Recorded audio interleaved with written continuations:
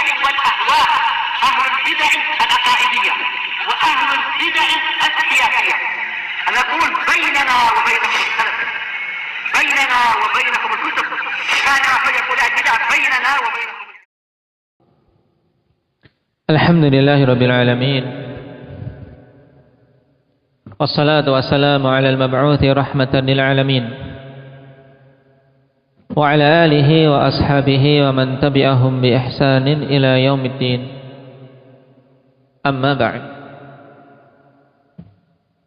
Ikhwanil kiram rahimani wa rahimakumullah. Pada pertemuan yang lalu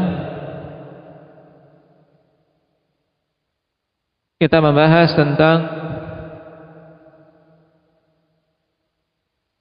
perkara penting yang wajib diimani oleh setiap muslim, yaitu tentang terjaganya agama ini.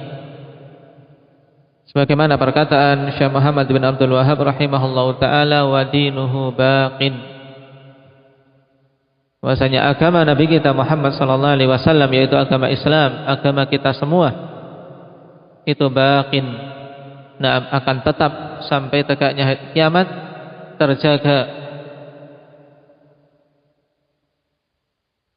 Dan terjaganya agama ini ditunjukkan dengan bukti-bukti dan dalil yang banyak, baik dalil syar'i maupun akli.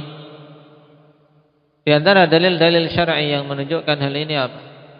Indak Hudzaifah.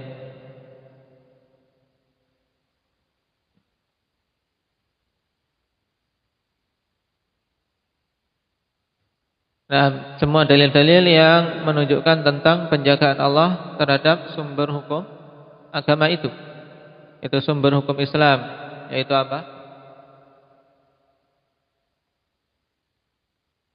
Itu dalilnya. Nah, yang dijaga dari sumber hukum Islam itu apa? Al-Quran dan Sunnah. Baik, sebagaimana ayat Inna nahnu nazzalna dzikra wa inna lahu lahafizun. Dalil yang kedua apa? Talha.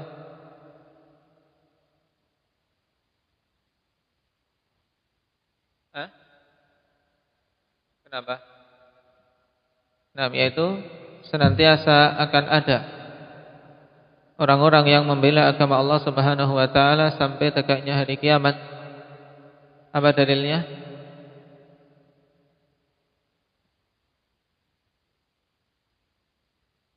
Hadis la tazalu ta'ifatun min ummati dhahirina 'alal haqq. Nah, senantiasa ada taifah al-mansurah. Menunjukkan agama ini senantiasa kokoh, mesti ada. Walaupun pada sebagian negeri mengalami kelemahan, tapi akan senantiasa ada orang-orang yang kokoh di atas Islam yang hak. Nah, dalil berikutnya apa? Wahyu.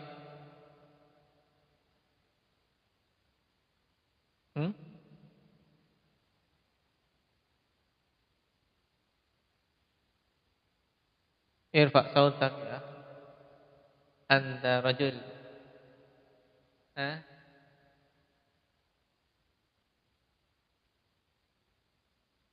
Nah, yaitu bahwasanya risalah beliau itu mencakup keseluruhan jin dan manusia, sehingga kalau mencakup secara menyeluruh, universalnya syariat beliau, dengan istilah lain demikian, yaitu keumuman risalah beliau yang mencakup jin dan manusia, ini bukti bahwasanya syariat ini akan dijaga. Dalil yang lain apa, Umam? Yang menunjukkan terjaganya agama ini.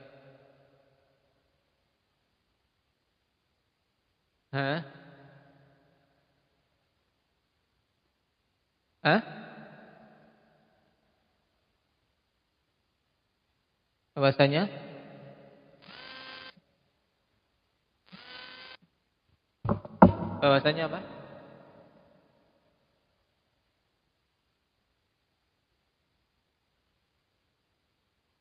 Indak. Tidak tahu, sami'tu dawiya sautihi wala afqah ma yaqul. Arin. Terus menerusnya adanya orang yang di atas al-haq, sama dengan tadi la tazalu ta'ifatun min ummati zahirina 'alal haq. Nah, kondisi Nabi yang merupakan penutup para anbiya menunjukkan kalau beliau penutup tidak akan ada lagi pembaharuan.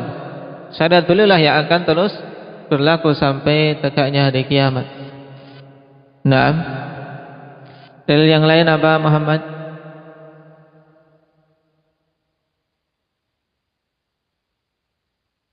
Hah?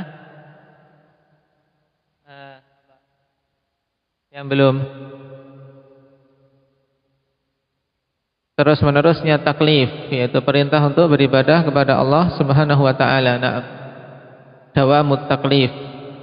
Karena kalau semua manusia terus diperintahkan untuk ibadah, tidak ada waktu, tidak ada suatu zaman di mana di situ manusia dibebaskan dari ibadah. Dalam artian tidak terkena pembebanan. Nah, menunjukkan bahwasanya kalau taklif senantiasa berjalan, ya berarti agama ini harus ada. Berarti akan dijaga oleh Allah Subhanahu wa taala agama tersebut. Kita lanjutkan.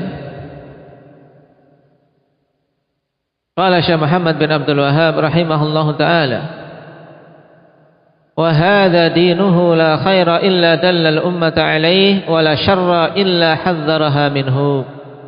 Inilah agama yang beliau bawa, agama Allah Subhanahu wa taala, yang tidak ada satu kebaikan pun kecuali beliau menunjukkan umat kepadanya, dan tidak ada satu kejelekan pun kecuali beliau memperingatkan umat darinya.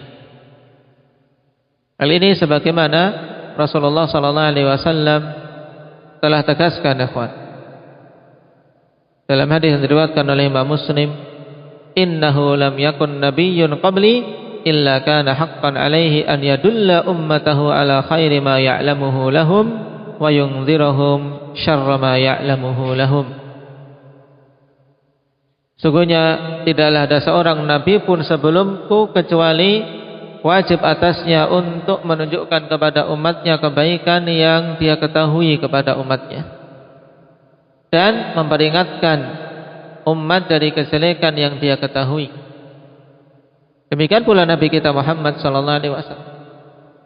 Semua kebaikan telah beliau jelaskan, sehingga tidak ada peluang bagi individu-individu dari umat ini akhwanifillah untuk membuat-buat ajaran yang baru. Kenapa? Karena sudah sempurna. Sebagaimana nanti akan ditegaskan kembali oleh Syekh Muhammad bin Abdul Wahhab rahimahullah. Qala wal khairul ladzi dalla alaihi at-tauhid wa jami'u ma yuhibbuhu Allah wa yardah. Dan kebaikan yang beliau tunjukkan kepadanya yaitu tauhid, perkara yang paling utama. Wa jami'u ma yuhibbuhu Allah wa yardah, dan keseluruhan perkara yang Allah Subhanahu wa taala cintai dan ridai. Naam. Berarti semua perkara, ikhwan, yang akan mengantarkan seorang hamba kepada keridhaan Allah Subhanahu wa taala telah ditunjukkan oleh Nabi kita Muhammad sallallahu alaihi wasallam. Naam. Berupa peribadatan. Nah, yang paling tingginya adalah tauhidullah azza wa jalla, karena ini merupakan pondasi dari semua ibadah-ibadah. Wa syarrul ladzi hadzara minhu syirik wa jami'u ma yakrahuhu Allah wa ya'bah. Dan kejelekan yang beliau peringatkan umat darinya adalah kesyirikan, serta keseluruhan perkara yang Allah Subhanahu wa taala benci dan enggan darinya, yaitu semua perkara yang Allah benci dan Allah tidak cintai. Maka itu adalah perkara-perkara yang Rasulullah sallallahu alaihi wasallam perintahkan umat darinya. Dan dalil-dalil tentang masalah ini telah kita lewati dalam banyak pelajaran, ikhwan. Apa dalil yang menunjukkan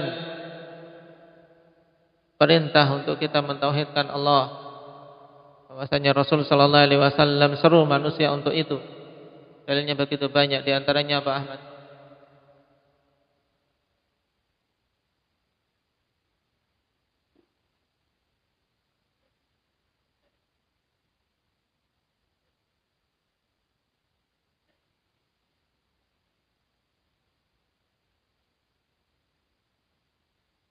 Had bisur'ah.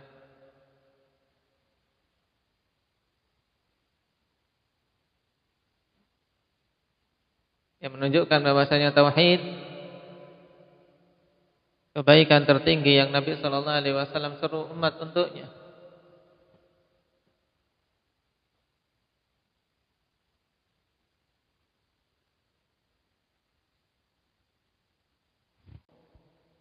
Baik.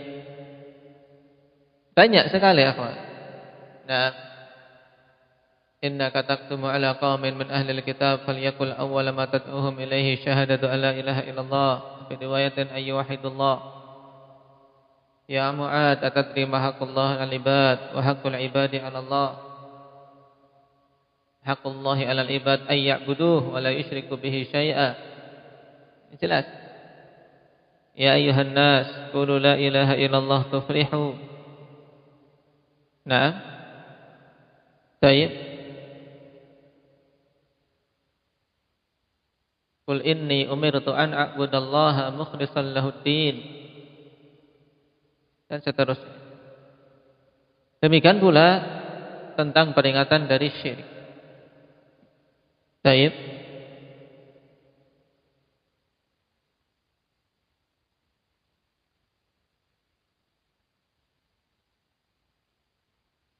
Qala ba'athahu Allahu ilan nasi kaffah. Allah Subhanahu wa taala utus beliau kepada manusia secara keseluruhan. Demikian pula kepada para jin. Nah, apa dalil bahwasanya beliau diutus kepada keseluruhan manusia juga keseluruhan jin? Hendak Iqbal.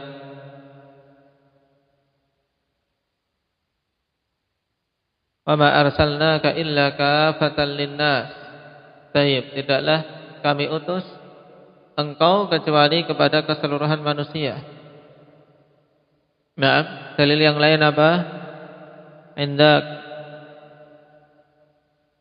Alif yang menunjukkan beliau diutus kepada keseluruhan jin dan manusia.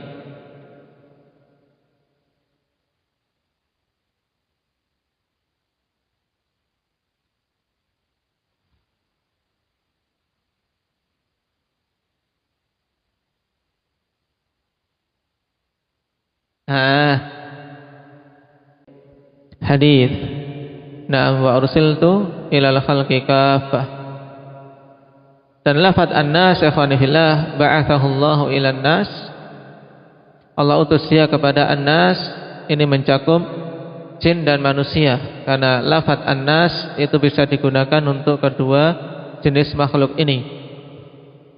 Telah kita lewati dalam banyak durus pelajaran tentang hal tersebut, dan di sini ada faidah penukilan dari Ibnul Manzur ikhwan, dari ulama lughah yang menegaskan hal itu. Antum catat. Qala Ibnul Manzur fi lisanil Arab, an-nasu qad yakunu minal insi wa minal jin. Ini sangat jelas. Nah,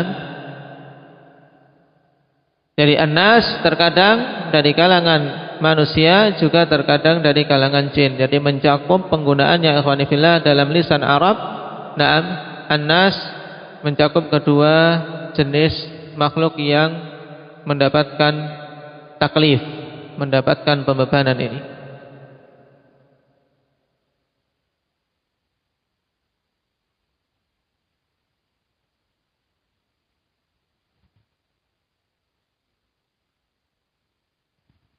Berarti Nabi sallallahu alaihi wasallam diutus kepada mereka semua. Naam. Yang menunjukkan bahwasanya beliau juga diutus kepada para jin, yaitu hadis tentang apa? Lailatul Jin, di mana malam hari Nabi sallallahu alaihi wasallam mendatangi panggilan atau undangan para jin untuk mendakwai mereka, sampai-sampai para sahabat kehilangan Rasulullah sallallahu alaihi wasallam. Nah, telah kita lewati hal tersebut di pelajaran apa? Kisah Lailatul Jin. Hah? Ishriniyah. Ya. Hah? Istidlal. Apa lagi?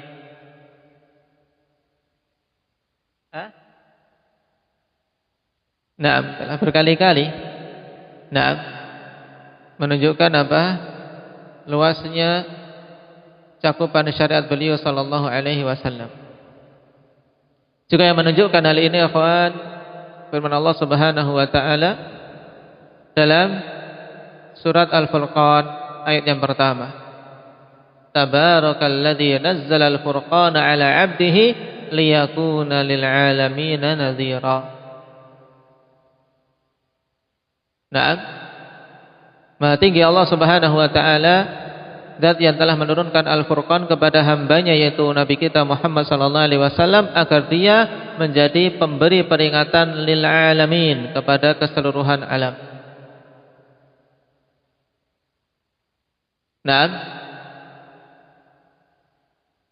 Dan yang dimaksud di sini dikatakan oleh Ibnu Abbas radhiyallahu anhuma, al-alamuna al-jinnu wal insu.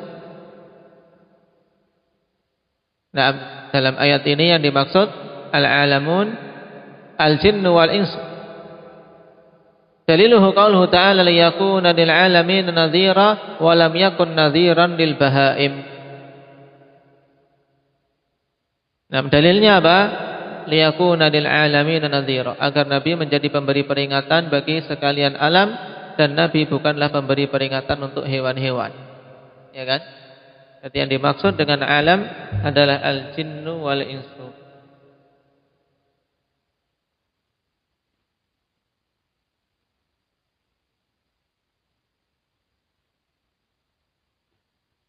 Oleh karena itulah, siapa saja yang tidak mau menerima syariat Nabi kita Muhammad sallallahu alaihi wasallam, naam, maka terancam dengan neraka Allah Subhanahu wa taala.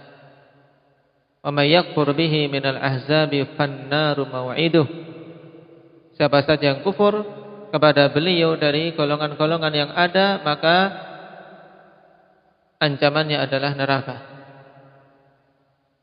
Juga dalam hadis Rasulullah sallallahu alaihi wasallam tegaskan, walladzi nafsu Muhammadin biyadihi la yasma'u bi ahadun min hadhihi al-ummah yahudiyyun wala nasraniyyun thumma yamutu wa lam yu'min billadzi ursiltu bihi illa kana min ahli nar. Ini juga dulu telah kita lewati dalam Ishriniyat.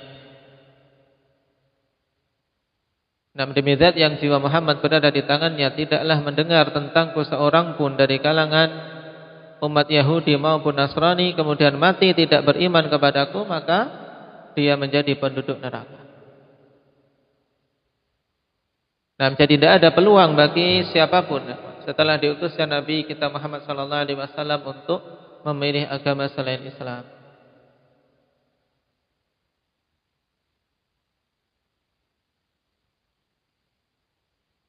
Qala waftaradallahu ta'atahu ala jami'is tsaqalain al-jinni wal ins.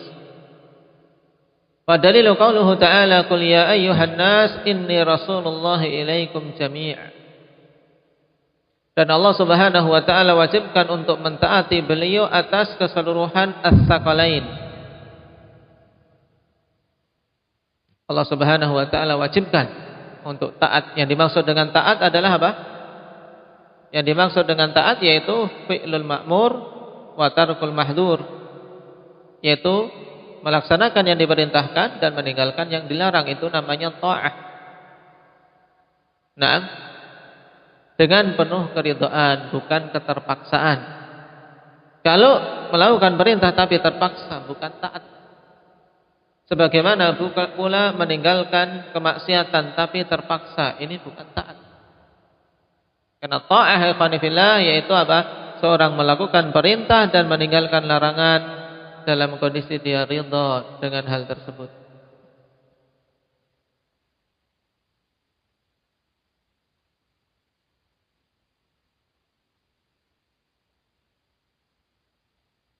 Allah wajibkan untuk mentaati Rasul sallallahu alaihi wasallam. Dan dalil-dalil tentang hal ini sangat banyak. Telah kita lewati dan masih segar dalam ingatan kita dalam pelajaran tafsir. Bahwasanya itulah hikmah diutusnya para Rasul, untuk ditaati bukan untuk dimaksiati. Ayatnya apa? Indah. Nah, wa ma arsalna mir rasulin illa liyuta'a bi idznillah. Tidaklah kami utus seorang rasul pun kecuali untuk ditaati. Nah,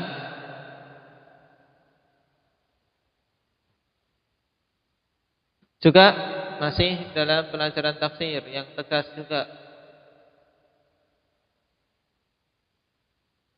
Ya ayyuhalladzina amanu atti'ullaha wa atti'ur rasul wa ulil amri minkum. Na'am. Juga dalam pelajaran tafsir masih surat An-Nisa, sudah sampai belum?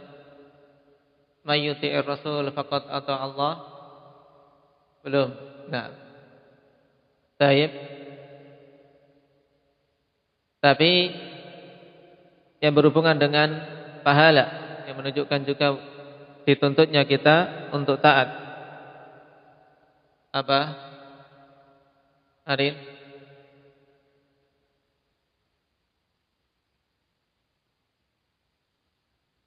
Wa may yuti'illaha war rasul fa ulaika ma'al ladzina an'ama Allahu 'alaihim minan nabiyyin wasiddiqin wasyuhada wassalihin wa hasuna ulaika rafiqa. Dalil-dalil pokok ini akhwani fillah diingat. Nah, tentang wajibnya taat kepada Rasul sallallahu alaihi wasallam.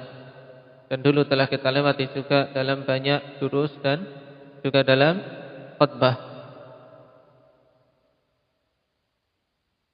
As-saqalain ikhwani fillah. Nah, yang dimaksud adalah al-jinnu wal ins. Allah Subhanahu wa taala sebutkan ini dengan sebutan saqalan dalam surat Ar-Rahman. Sanafrughu lakum ayyuhas saqalan. Nah, para ahli tafsir telah berijma' bahwasanya saqalan yang dimaksud adalah al-jinnu wal ins.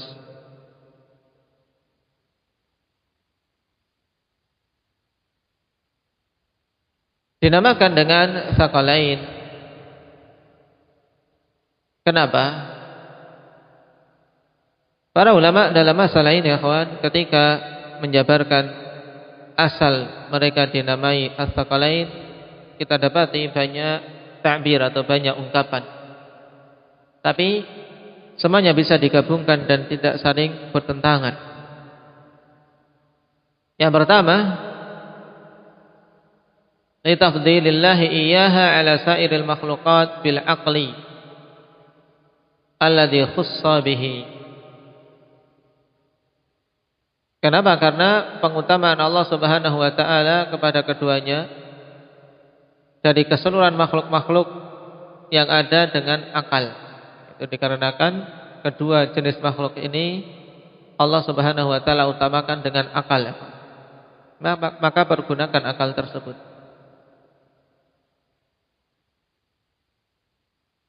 Pendapat kedua mengatakan li'annahuma asqalal arda. Asqala al-arda, karena kedua makhluk ini menjadikan apa? Bumi berat. Kenapa? Karena mereka berada di muka bumi.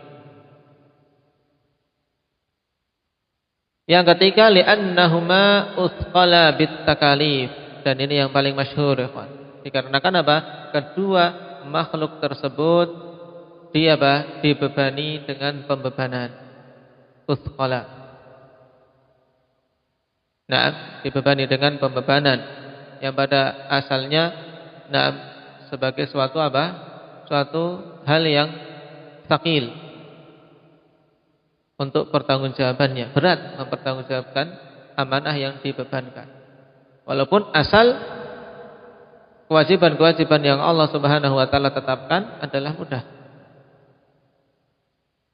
Yang keempat, lithiqalihima bidzunub. Karena apa? Beratnya kedua makhluk itu dengan banyaknya dosa-dosa mereka. Nah, kemungkinan ya sebabnya dari penggabungan empat pendapat ini. Tapi yang paling masyhur ikhwan fillah yaitu apa? Disebut thaqalain li'annahuma uthqila bit takalif. Karena keduanya apa? Dibebani dengan taklif.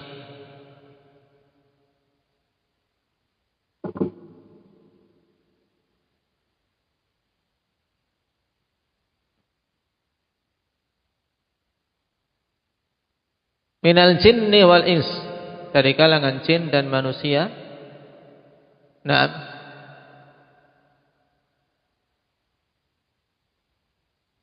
Dan disebut jin ikhwan fillah li'annahum istajannu minan nas fala yarawnahum. Dinamakan jin karena mereka apa? Mereka tidak terlihat oleh manusia. Kata yang terkandung di dalamnya jin dan nun, ya jim dan nun, ini biasanya untuk hal-hal yang tidak terlihat.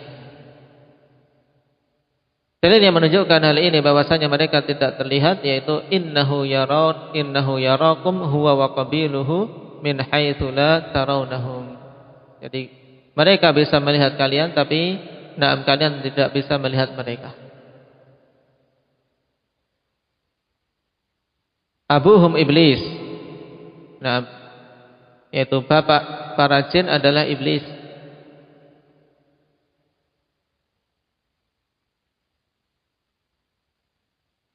Yang diciptakan dari api, kemudian anak keturunannya juga diciptakan darinya. Wal janna khalaqnahu min qabl min naris samum.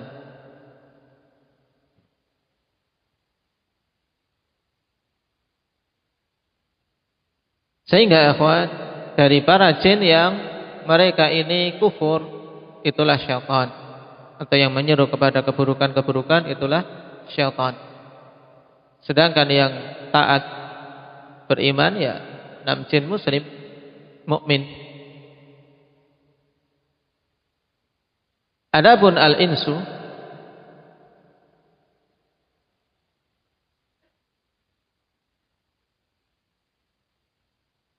kata ikhwani fillah, al-insu dari hamzah, nun dan sin merupakan pokok yang menunjukkan apa? Zuhurus syai', yaitu apa? Terlihatnya sesuatu. Maka yang di sini al-insu khilaful jin. Ya, al-ins berbeda dengan jin yaitu lidzuhurihim karena nampaknya mereka. Mereka itu nampak, manusia itu nampak.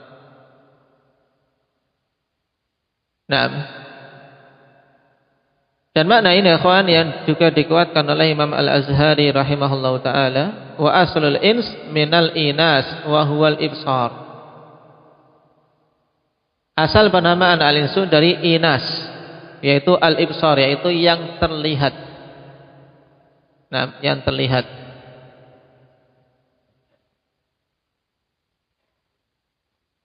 Hal ini sebagaimana dalam ayat di surat Al-Qasas, anasa min janibit turi nara.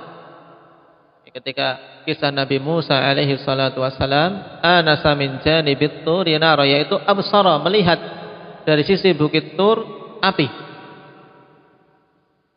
Dan ini makna yang lebih kuat ikhwan fillah daripada makna yang masyhur bahwasanya al-ins, ya manusia dinamakan dengan ins dikarenakan banyaknya nisyan, banyaknya lupa. Tapi dari sisi istiqaq lafzi, dari sisi pengambilan kata, maka enggak cocok. Karena insu hamzah dulu, ya tidak. Hamzah, nun dan sin. Insu. Ini diambil dari apa? Inas, bukan dari nisyan. Ya. Bukan dari nisyan. Maka ini pendapat yang kuat dan faedah yang bagus ikhwani fillah, dikutip dari Tahdhibul Lughah lil Azhari. Karena banyak, saya sendiri dulu juga pernah membawakan itu, ya. Maka ini pendapat yang lebih kuat daripada yang dulu disebutkan, bahwasanya summiyal insu insanan likathrati nisyani, karena banyak lupanya. Di sana ada yang lebih kuat. Nah, dari sisi istiqaq lebih jelas bahwasanya al-insu dari inas, susunannya pas. Hamzah, nun dan sin. Nah, yang mana asalnya zuhuru syai', nampaknya sesuatu. Sehingga ketika digandengkan dengan jin dan ins, sangat sangat jelas. Kalau jin yaitu yang yang tidak terlihat, makhluk gaib. Sedangkan ins makhluk-makhluk yang terlihat dengan jelas.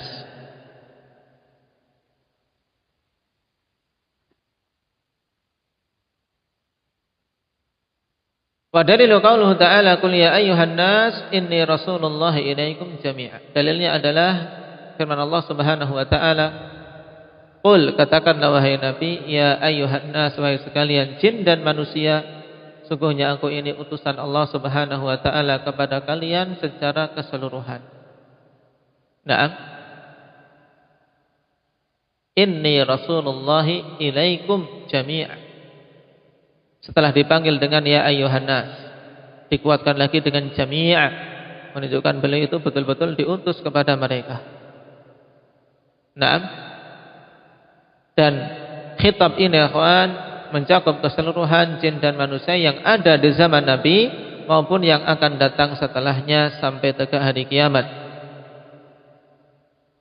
Bukan hanya untuk para sahabat saja, tapi keseluruhan makhluk dari kalangan jin dan manusia sejak zaman itu sampai sampai kiamat. Nah, barakallahu fikum. Mungkin itu dulu. Diingat-ingat ikhwani fillah adillah, juga faedah bagus tadi tentang asal makna penamaan al-jin wal ins. Nasallallahu at-taufiq was sadad.